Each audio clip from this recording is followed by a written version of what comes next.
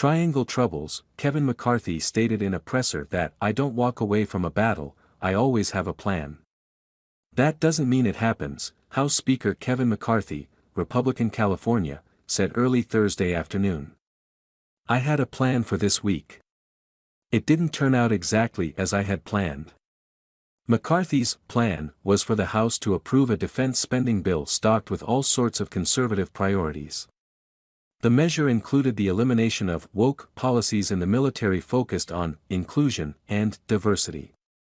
The bill also torpedoed a Pentagon decision to permit service members seeking abortions to travel across state lines. Senator Tommy Tuberville, Republican Alabama, is holding up the promotions of about 300 senior officers across all branches in protest. But that wasn't enough for House Republicans. McCarthy lacked the votes to even put the defense bill on the floor. "I don't have one complaint by any member about what's wrong with this bill," McCarthy groused. "It's always about the math on Capitol Hill." McCarthy's margin is even tighter now thanks to the resignation of former Representative Chris Stewart, Republican Utah. There are just enough arch-conservatives to vote no who won't support much of anything. That's despite McCarthy stripping spending on various appropriations bills well below the level agreed to in the debt ceiling accord forged with President Biden. McCarthy torched his opponents in a closed-door House Republican conference meeting Thursday. The Speaker is exasperated by right-wing intransigence to passing even GOP bills that articulate core conservative priorities.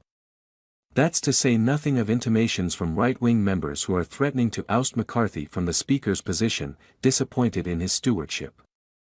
McCarthy brought the heat in the private meeting, dropping F-bombs on fellow Republicans he believes were obstinate. "I showed frustration in here because I am frustrated with the committee or frustrated with some people in the conference," McCarthy said afterward. "I don't walk away from a battle." McCarthy promised that if it will take a fight, I'll have a fight. The Speaker's loyalists closed ranks around the California Republican. "He's irritated," said Representative Don Bacon, R-Neb, when asked about McCarthy's salty language. The Speaker said, "Look, if you want to make a motion to vacate the chair, bring it on," added Representative Darrell Issa, Republican California. "Let's go back to the math. It's doubtful that anyone would have votes to dethrone McCarthy at this stage."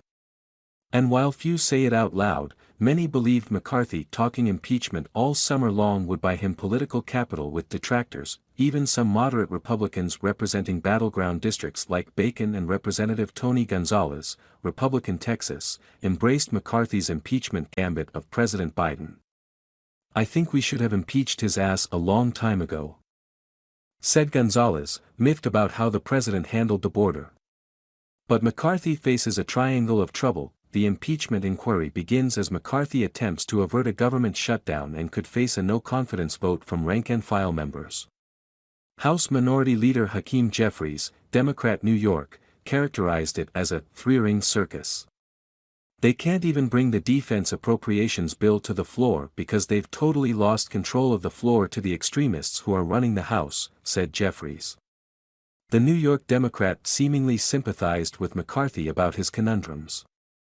"He's not wrong in terms of the schizophrenic nature of some of the demands that have been made by House Republicans," said Jeffries. McCarthy's angered right-wingers because the House must likely approve an interim spending bill that simply renews all old funding on a temporary basis to avoid a shutdown. McCarthy said this week the stopgap measure could last for a month or two. What McCarthy didn't say was that he probably needs to lean on Democrats to provide the votes to avoid a shutdown. The combination of failing to trim spending immediately and relying on more Democratic votes, allow what happened in May to approve the debt ceiling accord, is a toxic political cocktail for the Speaker. It doesn't matter what he does on impeachment. "If it takes too long to get a vote for impeachment, I'm forcing a vote on impeachment," vowed Representative Lauren Boebert, Republican Colorado. It was Boebert who tried to deposit a snap resolution on the floor in June to impeach President Biden on the spot. This was all without committee hearings or any other vetting. The Speaker intervened, euthanizing Boebert's resolution. It's unclear if McCarthy wishes he could rapidly say, "Beetlejuice, Beetlejuice," Beetlejuice, to make antagonists like Boebert disappear. Some conservatives accused McCarthy of pivoting to impeachment because of struggles to prevent a shutdown and slash spending. He likes talking impeachment because it is a way to divert from the very failure to align to the commitment that was made in January, said Representative Matt Gaetz. Republican Florida. Gaetz nearly blocked McCarthy from becoming Speaker in January. Some conservatives vow they will abandon McCarthy if he attempts to just re-up the old funding without immediate cuts.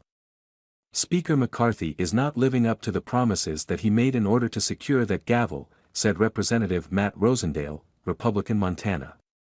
It's notable that Gaetz, Boebert and Rosendale, along with Representatives Bob Good, Republican Virginia, Andy Biggs, Republican Arizona, and Eli Crane, Republican Arizona, all voted present and never supported McCarthy on the 15th and final ballot for Speaker in January. All it takes is one member to demand the House conduct a vote to vacate the chair, and there's a potential challenge to McCarthy's speakership. The House has voted to elect a new Speaker before when a Speaker died or resigned in the middle of the Congress.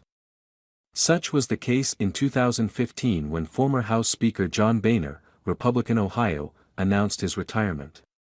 Thus, a successful vote to vacate the chair would trigger an unprecedented mid-Congress vote for Speaker on the floor.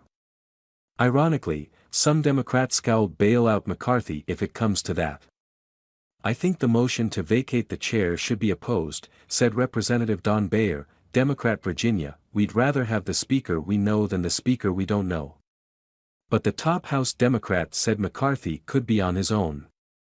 They're going to have to work out their own internal poisonous partisan political dynamics, Jeffries said of House Republicans.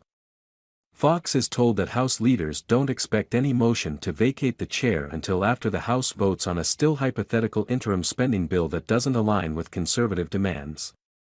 So, for now, McCarthy is trying to spray foam on the smoldering spending embers.